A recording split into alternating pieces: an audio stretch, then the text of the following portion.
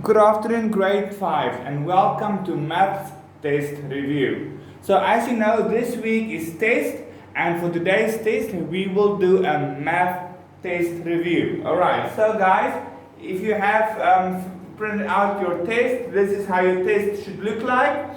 The first question would be percentages, okay? Work out the following word problems and show all your calculations. So, for each and every equation and problem you have to do in this test, please show me your calculations. If you don't show me your calculations, I will not mark it, okay? I will give you a 0 for that, okay? So I want to see how you got to your final answer, okay? So let's go through the first few questions, okay? So the first question is, you buy a pencil case at the shop for $13.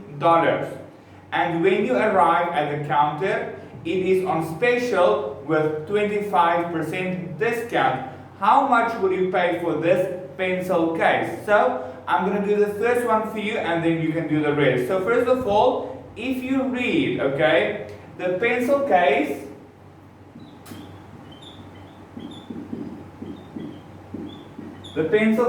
is $13, alright? It's $13 for the pencil case. Okay, so if you continue reading and then you get 25% discount. So the discount is 25%. Okay, so it is a sale on a pencil case. Okay, so how do we work it out? I'm going to give you the first one, and then that's how you do with the rest of the questions. But please read carefully, okay? Read carefully because I'm going to trick you in some of these questions, okay? I want to see if you are reading it, okay? So I have tricked you in some of these questions, so you need to think and be careful and read properly, okay? So the pencil case is $13 and the discount is 25%. So what is the method on this? Okay, first of all, remember $13 is 1. Okay, so whenever we put 13 over 1, that means is 1. So if you convert this to a whole number, that should be 1. But this is not how we work it out. I'm just trying to explain to you that 13 over 1 is 1 because it's $13 for one pencil case. $13 for one pencil case.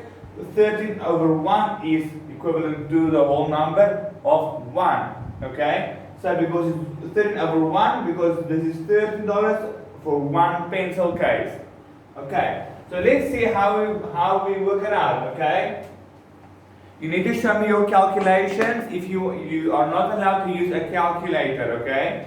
So let's see how we work it out. So we take $13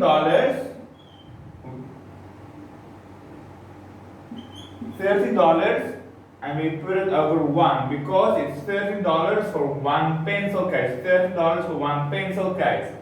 Then we multiply it by 25% because remember, percentages is always out of 100, okay? Because, so we take it 25 over 100, okay? Because 100% is all 100, it can also be one whole in percentage, okay? So percentages is always out of 100. So what we do is, like you already know, how do we multiply fractions? We multiply the numerator with each other and the denominators with each other, okay? So let's have a look. 13 times 25 is how much? Let's work it out. It's 25 times 13 is 3 times 5 is 15. 3 times 2 is 6 plus 1 is 7. We put the 0 at the bottom. 1 is 5. 1 times 5 is 5. 1 times 2 is 2. So we add it up. So it's 5. This is 7 plus 5 is 8, 9, 10, 11, 12. 12 and So it is 325. So this would be 325, and 1 times 100 is over 100. Okay, and then what we do now is we divide 325 divided by 100 gives us 3,25. Okay, so now we know 25% on 13 is $3.25. You understand? So 25% of $13 is $3.25. So then the question is, how much will you pay for the pencil case after the discount? So then we take $13 minus 3.25, and then how much will we get? Okay, so let's work it out. So 0, so we take borrow 1 there, that becomes a 10. We borrow again from the 10, it becomes a 9, and then we have another 10. So 10 minus 5 is 5, 9 minus 2 is 7, and then 2 minus 3 you cannot, so we borrow 1 from this, so that becomes a 0, so it's 12 minus 3 is 9. Okay, and then the total amount you will pay after discount would be $9.75. Okay, is it all clear to you guys? I hope you understand how to work out this calculation, and then I will continue with the rest. Okay, guys, so there are 1, 2, 3, 4, 5, 6, 7, 8 questions you need to answer. So let's go through the second one. The school is having a New Year celebration and invited 450 students and parents. At the celebration, only 75 of the students and parents arrived. How many were at the celebration? Okay. You buy a pencil case at the shop for $13, and when you arrive at the counter, okay, that's the same one again. Alan Walker is having a show here in Phnom Penh, and tickets are selling for $120 per person. Children only pay 45% of the ticket. How much will each ticket be then? Global House have a sale on coffee mugs. Each mug sells for $4.50. If you buy 12 or more mugs, you will get a discount of 20%. You decide to buy 15. How much will you pay for the mug? So this one is a bit tricky. Let's have a look at this one.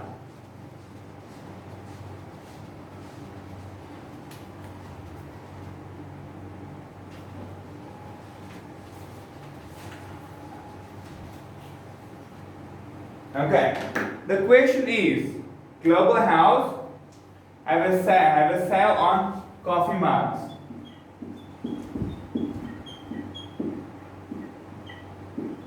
On coffee mugs.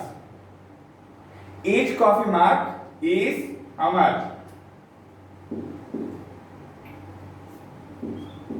$4.50. But if you buy 12 mugs or more, you get 20%. No, you get 20% discount.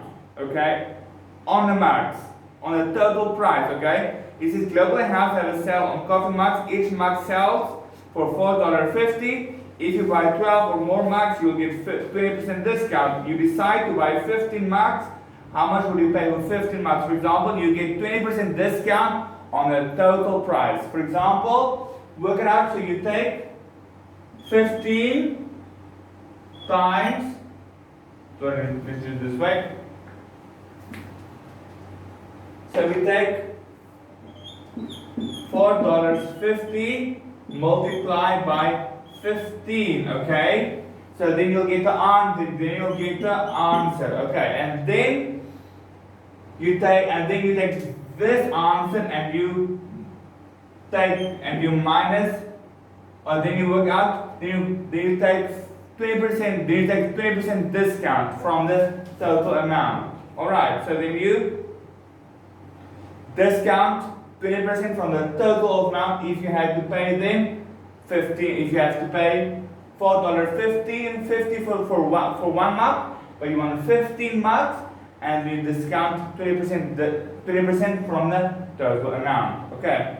The next one is Macro has a sale on potato chips. A packet of potato chips is $1.50 each, but if you buy 6, you will get 12% discount. How much will a packet of potato chips be if you have to buy only one?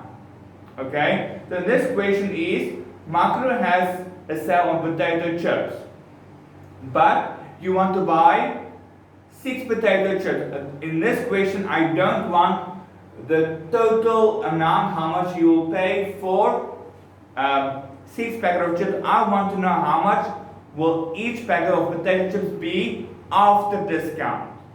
For example, you work out the total amount of potato chips, and then you discount it by 12%, and then you'll get the answer for the total amount, and that total amount you divide it by 6 to see how much each packet of chips will be. For example,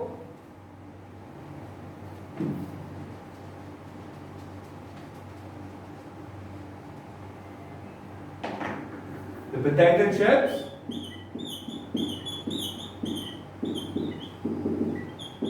is $1.50, okay? But you are going to buy, how much? Just see again, you want to buy 6, so you take $1.50 multiplied by 6, then you get the answer, okay? So that is a total amount, okay? So you take this amount and you take this amount and you take 12% off of that. Like I showed you in the previous video, I showed you how to work out work it out. So you take this amount and you minus the 12%, and then you'll get the final answer. And once you have got the final answer, then you divide it. Final answer, and then you divide it by 6, and then you'll get how much is for one pack of potato chips after discount. You understand? Okay. So for the next one,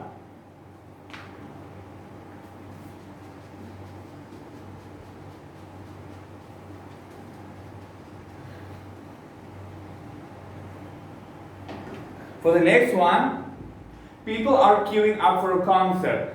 The count is 1,500 people. So there are a queue of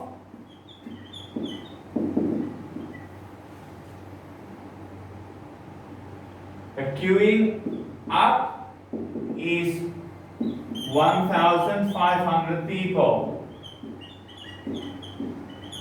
Okay, it's 1,500 people.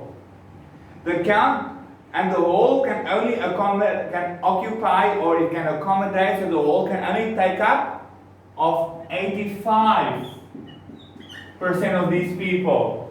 Okay? So then the question is, how many people will be left to enter? Meaning, how many people will stay outside? Okay, for example, so how do we work this out? You take 85% from 1,500 is how much? Okay, very good. So let's say, so you work it out, what is 85% of 1,500?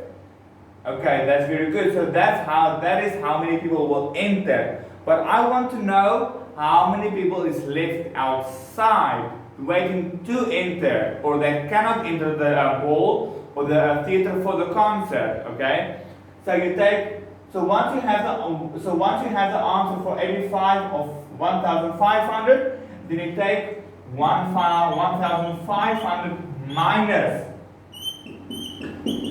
and then you get the answer of how many people is left outside. So let me explain again to you. You take 85% from 1,500, and then you know how many people will enter the theater or for the concert. But I want to know how many people is left outside. Then you take 1,500 people minus the answer for this equation, and then you'll see how many people is left outside. Alright, you understand? Okay, let's carry on.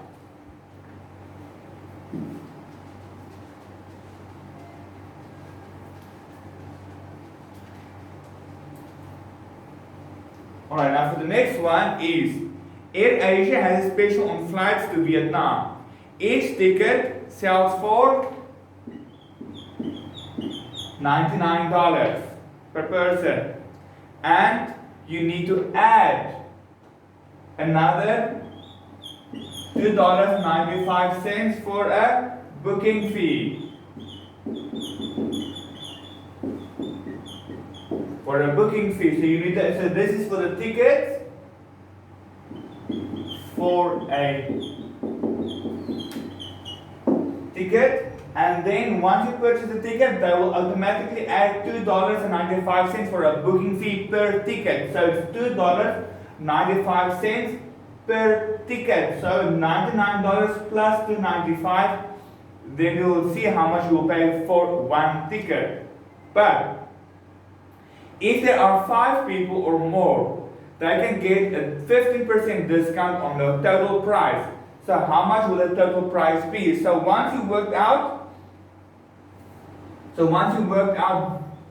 this 99 plus 2, so it's 99 plus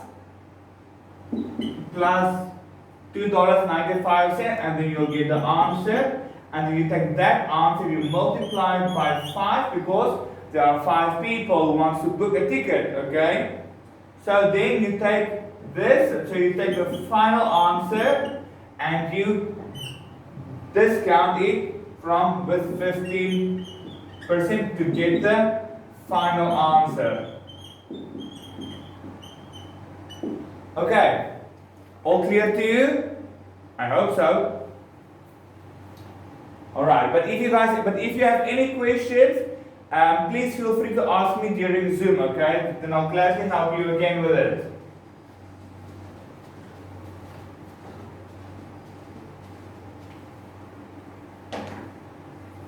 Alright, so the next page would be multiply the following fraction and reduce it to its lowest terms. For example, when we do the first one, 12 over 24 multiplied by 6 over 12. Okay, so we're fairly simple.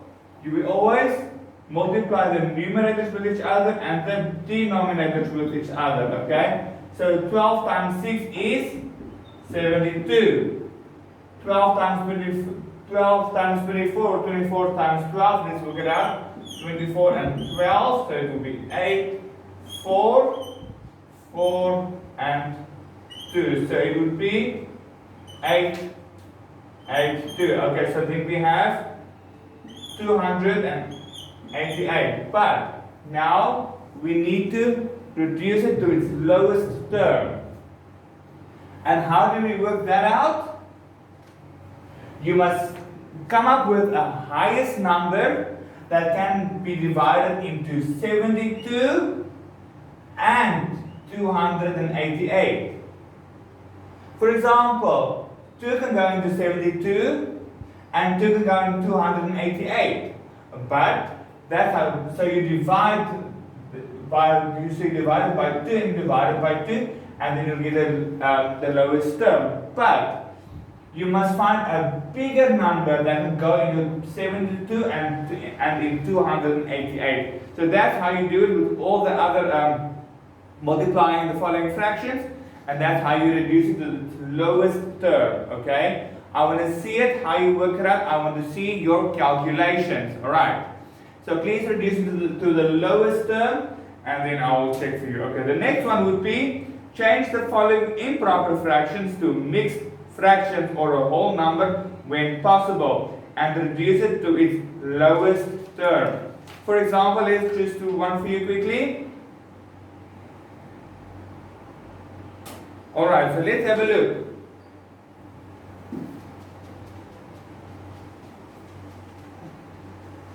Let's do a random one. Let's go 21 over 4. Okay, so how do we do this?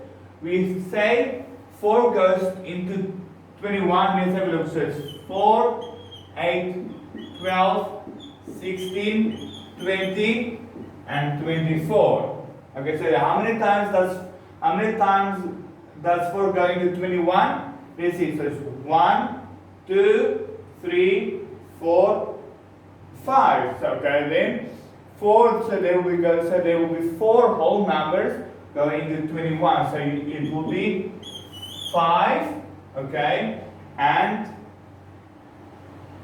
1 over 4, because there are only 1 left before it goes to 21, because you have 4, 8, 12, 16, 20. So we have 20. Okay, and how many times and how much is left?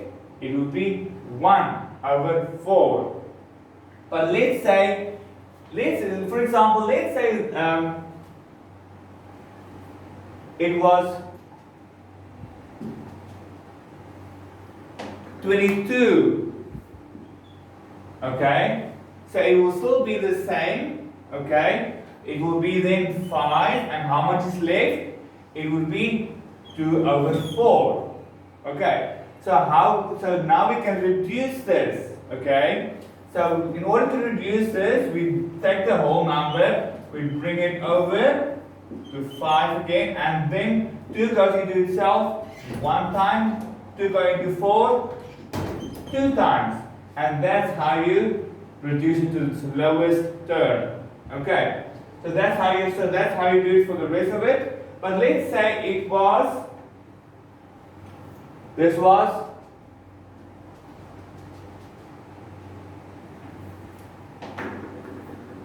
it was 24 over 4. Okay, so then we will have again a whole number. So it will be 1, 2, 3, 4, 5, 6. So because 4 going into 24 6 times, and this is your final answer, because you cannot reduce it to the lowest term, because it's a whole number. Only when it's a fraction, and then you can reduce it to its lowest term. All right. So that's how you do it. That's how you do this section about reduce or change the following improper fraction to a mixed fraction or a whole number when possible, and reduce it to its lowest term. Alright, so there will be 10 questions, and the next one would be change the following fractions into a decimal.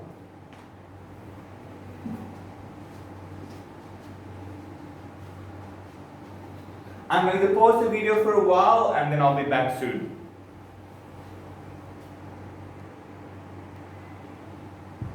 Okay, so let's have a look at this one. So in order to change this 1 over 4 into a decimal, we will have to divide 4 by 1. But since the numerator is smaller than the 4, we do it the normal, traditional way. So we take 4, so the numerator will be the divider, and then this one will be over there. So how do we work it out? We take the 1 and we give it a 0. Alright? Then we put a 0, because 4 cannot go into 1, so it becomes a 0. Then you put a point, and now we take 4 goes into 10 how many times? 2 times. And what's the remainder? It would be, so 4 goes into 10 how many times? 2 times, so it's 4, 8. So then we write the 8 over there, and we subtract, so it will be 2. But now 4 cannot go into 2. So we add another 0, and we bring it down to 20. Now it's 20. And 4 goes into 20 how many times? 5 times. So because it's 4, 8, 12, 16, 20. So then it is, you have the 20, and we subtract, and it becomes a 0. So the remainder is 0. So 1 over 4 is 0.25. And that's how you work it out. That's how you work out all the others. Let's do the next one as well.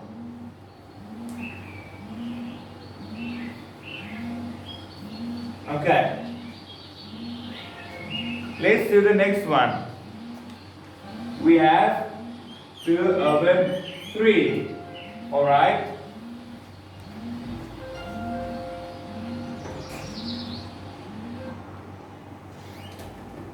Alright, so 2 over 3, we put the 3 over here and the 2 there. So because 2, 3 cannot go into 2, so then we add a 0, and so 3 into 2 is 0 and the point. So 3 goes into 20, 3, 6, 9, 12, 15, 17, 20. No, sorry. 3 goes into 20, 3, 6, 9, 12, 15, 18 and 21. Okay, so it goes into 1, 2, 3, 4, 5, 6. So it will be a 6 because 3 goes into 20 6 times, and then we put the 18 at the bottom and we subtract.